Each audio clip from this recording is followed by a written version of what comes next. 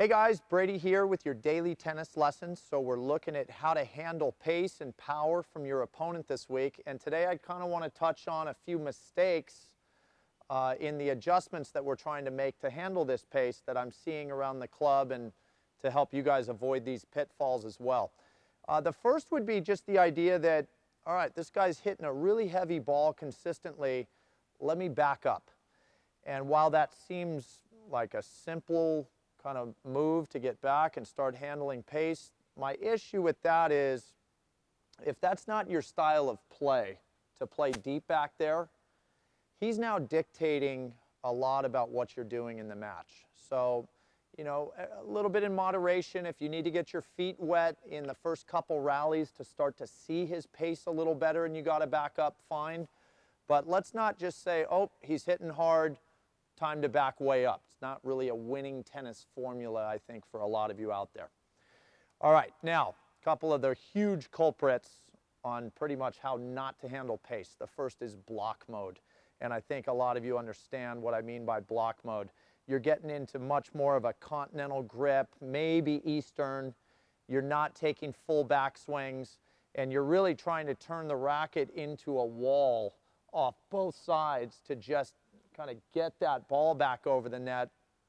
And really there's no shot you're actually hitting. It's just producing a ball that's going to probably prolong this rally before they end up winning it. So block mode to me, unless you are on the run, stretched out wide, need to use it one time, do not start to just handle pace by just blocking the ball back. Really bad idea. The second would be the flip side of that, which is the player that feels like they're backed into a corner by this player who's hitting all this power, and we're saying to ourselves, well, if they're going to hit power, I'm going to hit even more power. And so you'll see some players go out and hit so overly aggressive so that they don't feel like they're getting pushed around. But I think, as we all know, hitting max power over and over is a great recipe for unforced errors. One lucky shot once in a while, but generally a quick death in any match you're playing. The third would be kind of a combination of a couple adjustments. And what I mean by that is, let's say you did adjust by going back a little farther than you're used to, and now all of a sudden you're back there and you're going into all slice forehands and backhands.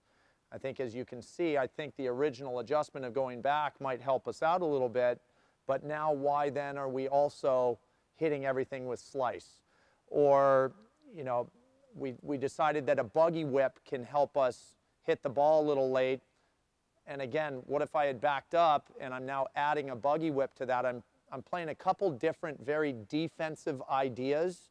And it's, again, really not a way that we're going to implement our strategy on that opponent, is by combining a bunch of these defensive adjustments on handling pace. So I always like the idea of latching on to one adjustment that makes a lot of sense on how to handle pace.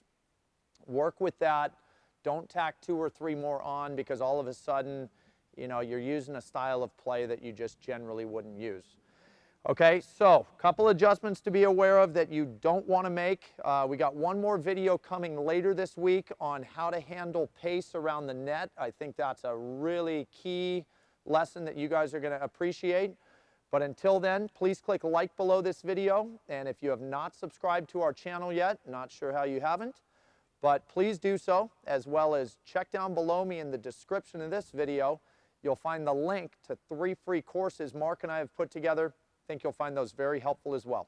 All right, so until next time, be well, and we'll see you soon at Daily Tennis Lesson.